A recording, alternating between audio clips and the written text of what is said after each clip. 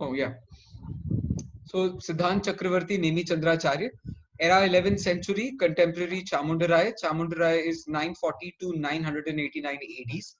If you add 49 to it, sorry, if you add 57 to it, so it will come near around, more than 10 hundreds.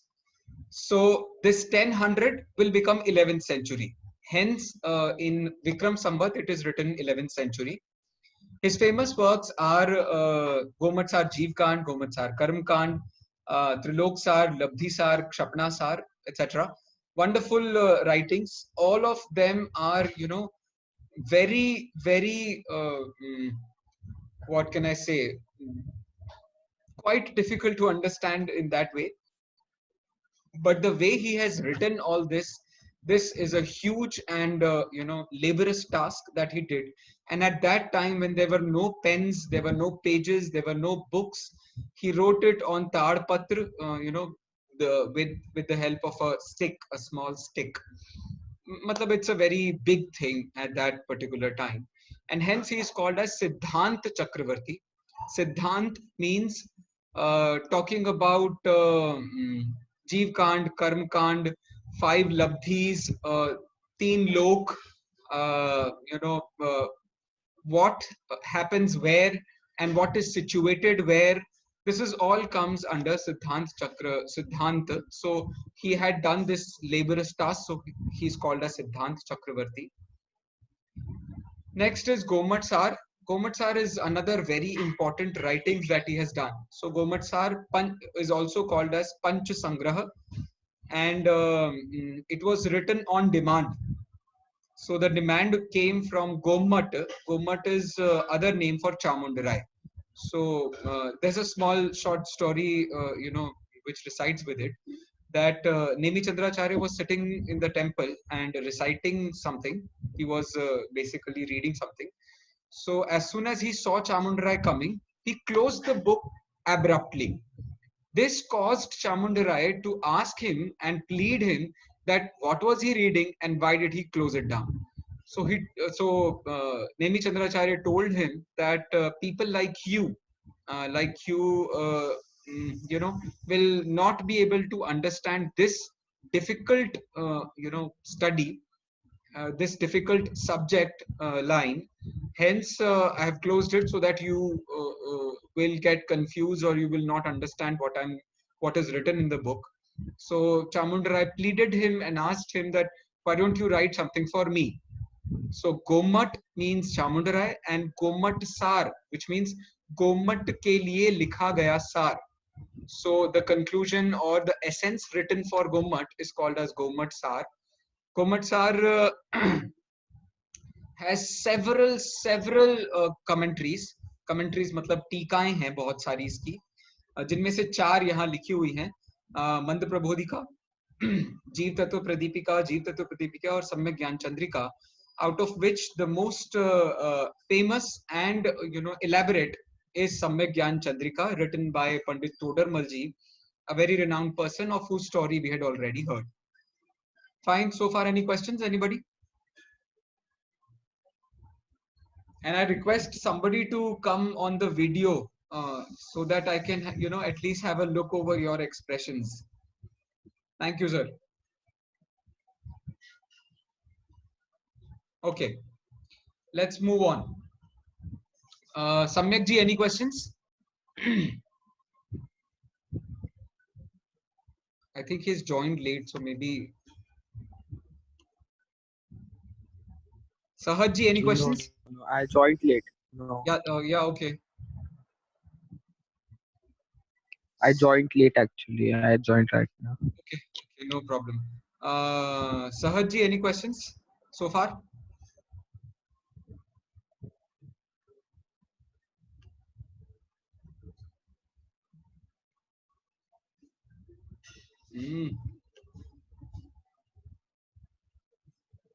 Manya ji, any questions?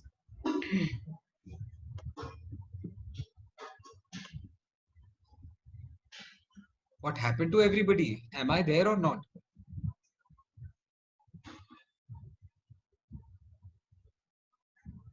We can hear you. Okay, okay, thank you. Fine. So we had talked about uh, Siddhant Prem ji जय Chakravarti. Jinendra Jai Jinendra. किसी ने chat पे एक question raise किया है Yeah, what is it?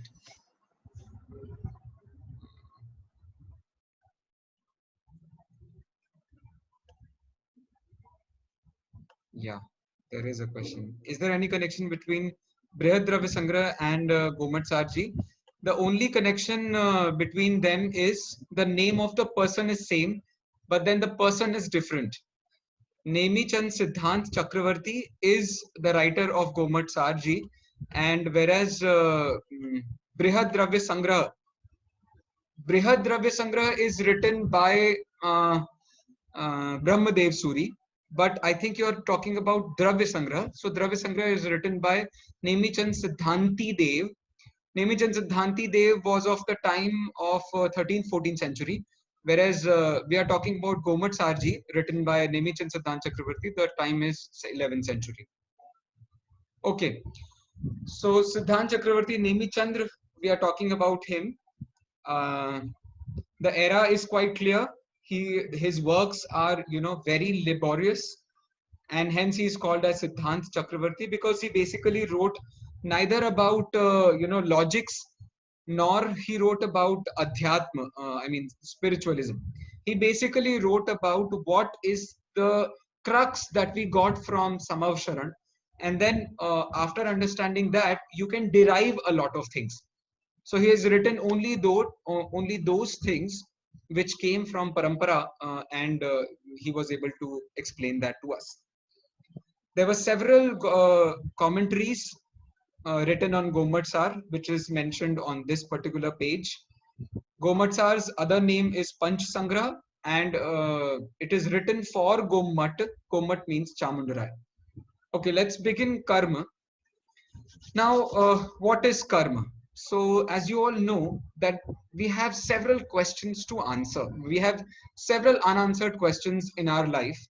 The first one starts from, why do I have this face? Why do I have such hairs, or anything of the body? Second question, why do I have such parents? Then we have a question that, why do I not understand a particular topic and understand a particular topic? Why am I able to sing? Why am I not able to dance? Why people come near me, talk to me, but then they do not like me?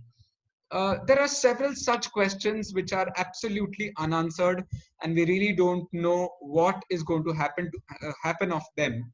So basically, karma answers all such questions. It is never going to answer you that who are you, who are you, or what is your purpose in life. Karma will never answer that particular segment of your questions, but it will always answer that how are you, how have you got a particular situation, where did you come from, the destiny part, to some play to some extent. Karma can answer, so which doesn't allow the soul to express its true nature is called as karma. So you can understand this via its two types. As soon as we come to them, we'll talk about it. So karma is nothing but which doesn't allow you to express the soul, to express its true nature. Hence it is called as karma. Now karma is basically of two types. The first one is dravya karma, and the second one is bhava karma. So as we have seen in seven tattvas, that there were two references: the reference of the soul version, and the reference to the ajiv, or non-soul. This is called as the non-soul version. So in the same way, we have two versions here. The soul version is called as bhav karma. The mistakes that we are committing is bhav karma, but its reflection can be seen on dravya karma. So this dravya karma, bhav karma, they work simultaneously. I think I'm trying to make things clear. So dravya karma, bhav karma, when they unka jab bondage hota hai, at that particular moment of time, both of them simultaneously work. It is not so that bhav karma happens first and then dravya karma. Only in saying we might say it, bhav karma happened first, because of which we are wandering in the world. Dravya karma is not the one which is making us wander in the world. So basically that is not the point what we are understanding here. We're talking about karma. So when we talk about karma, there are two types, dravya karma and bhav karma. The dravya karma part is basically the karmic matter, the Pudgal Vargana, that is what is dravya karma. And bhav karma is the attachment, aversion, delusion format of the jeev, where you can say, these are the sins that a soul commits, and the dravya karma starts to attract. So delusion, attachment, aversions are nothing but they are, nails, or they are screws, nails and screws, whereas dravya karma is nothing but a magnet. No, sorry, I said it, other way around. Bhav karma is a magnet of delusion, attachment, and aversion, with which nails and screws of dravya karma come and attract. So as soon as this happens, that happens, because there's no time difference. Nothing has to travel and come to you. It is there. The art karmas in the form of Pudgal are everywhere in the world. So wherever you commit moh, rag, dvesh, these dravya karmas are going to come and attack you, anything you can say. So the intention is basically to understand what karma actually means. Okay, and also one thing, that there is no moment of time in sansar that the karma is not getting attached. We are not talking about Arhant Siddhavastha, or maybe to a certain extent Moksha Marg. We are basically talking about this world and its happenings. So everything is happening, because of karma in some or the other way. Jeev is committing certain things, which is because of karma. Jeev is not committing certain things, it is because of karma. So somewhere down the line, the whole process of the world is administered by karma only. The ways can be soul and non-soul, but then the happenings are because of karma only. Okay. The next is what is the difference between dravya karma and bhav karma. Also, you might have heard that there is one more other karma. Besides dravya karma, bhav karma, there is one more which is called as no karma. What is no karma? The one which supplements dravya karma is called as no karma. Like I can give you a small example. Yeah.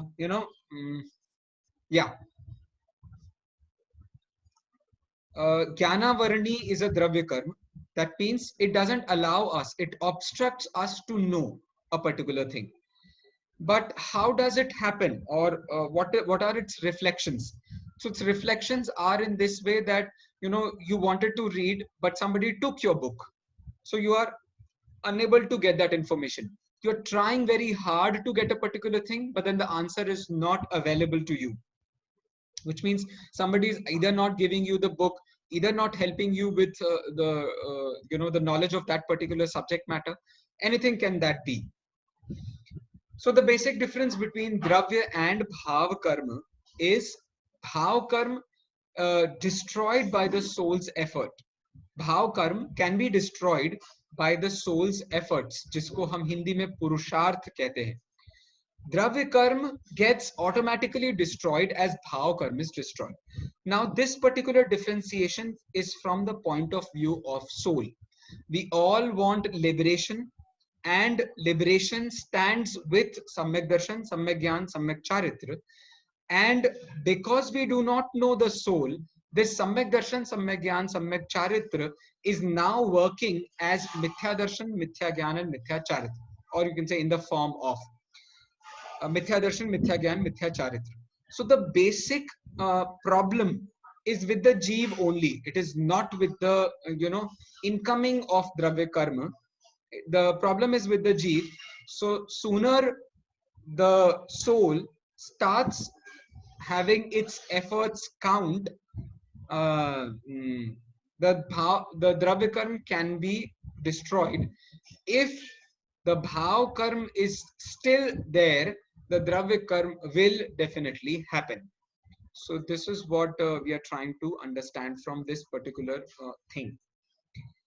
Next is the karma is of two types. I'm really going very fast. I don't know whether you are able to get what I'm saying or not. I'll just ask somebody. Pratik, am I fine? Pratik ji?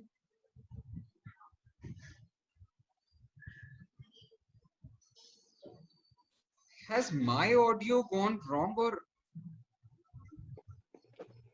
No, we can hear you. That's okay. Okay.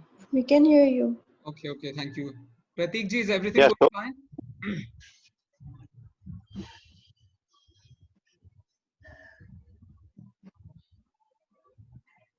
Okay. Praveen ji, is everything going fine? yes. Okay, the pace, the subject matter. Samyak, are you there? Yeah. So you said about karma. You said Yeah. the karma won't tell you who are you, but karma will tell you how are you. Am I right? Yes. This is what I was Oh, saying. yeah. Yeah, that's a good one. That's a good analogy. I like that analogy. I Okay. like that magnet and screws and nails as well. Okay. Okay. Now finally I'm able to pitch somewhere. Thank you, sir. Rishi ji, am I going fine? ठीक जा रहा है? Yep. Okay. Sahaj, yeah, that's an important one. Are we going fine, Sahaj? Yes, sir, totally fine. Okay. Chalo. So now we are only going to talk very little about things. There are basically two types of karmas. This is very important to understand. There are two types of karma. The first one is called as ghatiya karma, and the second one is called as aghatiya karma. Now this ghatiya and aghatiya are the basic understanding borderlines for karma.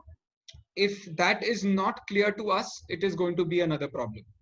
So first of all, I'll give you a small hint so that you can understand what ghati aghati is. Like we all know that Arhant is a stage where all ghati karmas have been destroyed, but the aghati karmas still remain. Fine, I'll repeat it again. In the Arhant situation, all the ghati karmas have been renounced, or they have been destroyed, but on the other part the aghati karma still remain.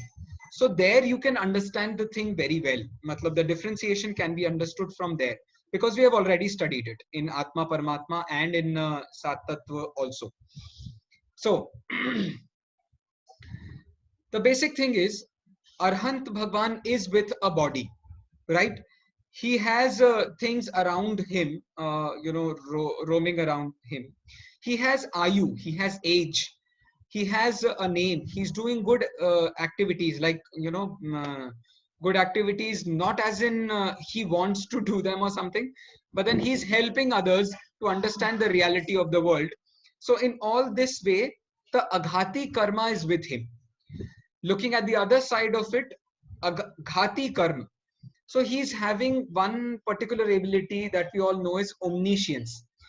Omniscience is an ability which is called as sarvagyata in Hindi. This is Jnana Varan Karma has completely destroyed, and hence he has received this ability which is called as sarvagyata or omniscience. So this Jnana Varan was hindering the soul.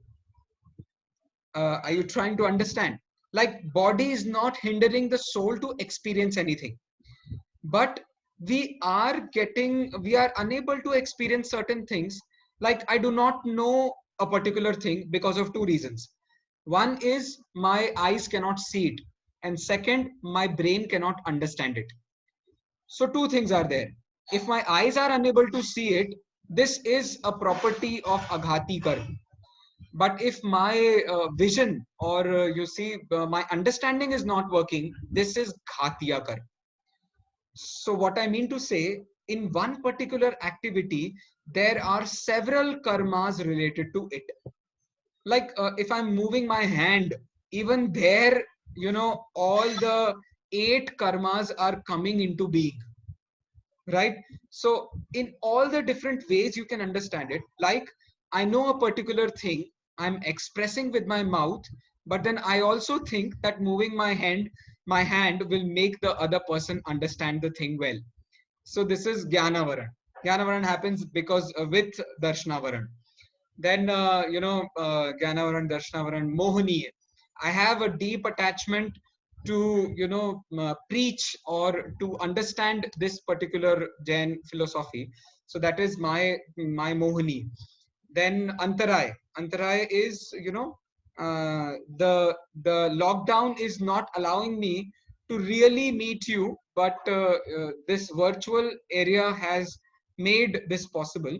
So the lockdown becomes, this thing, but then the lockdown is not making me move my hand. So yeah, I'm moving my hand like this, and I'm not moving, like that. Can be because of Antaray karma or something.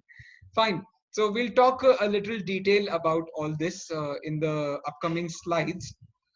So the basic idea is the one which hinders the soul's nature is called as ghatiya karma.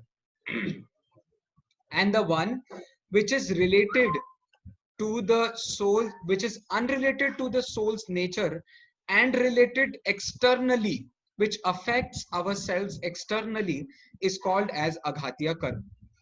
Try to understand this point very clearly. Like knowledge is my attribute.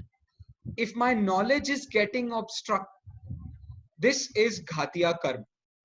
But if my body is getting obstruct, if my body is getting destroyed, this becomes aghatiya karma, because body is not the soul, is not related to the soul's nature. So the soul's nature is destroyed. So what destroys the soul's nature is ghatiya karma, and the one which is absolutely unrelated to the nature's soul is called as aghatiya karma. Fine. Now I'd like to give you a small, maybe I'll just tell you the names. Ghatiya karma has 4 types: Jnanavaran, Darshanavaran, Mohaniya, and Antaray. Jnanavaran, Darshanavaran, Mohani, and Antaray. In short, I can tell you what it means. Jnanavaran is what affects knowledge. Darshanavaran is what affects perception. हमारा देखने का, हम जिस चीज को देख रहे हैं तो उसे देख पाना. तो अब वो, this is very subtle. I cannot make you understand by words. And why am I not able to understand? Why I cannot make you understand by words? Because Acharya themselves says that it is not something which we can perceive clearly with our understanding, because our understanding is Gyan, and whatever happens before Gyan is Darshan. Mohani is what hinders our happiness, and Antaray is what hinders our virya, our ability to be able to do something. Okay. Next is aghatiya karma. Aghatiya karma is more related to Vedaniya, Ayu, Nam, and Gotra. Again, 4 types: Vedaniya, Ayu, Nam, and Gotra. What is Vedaniya? Vedaniya is basically the sensation that we have. It is kind of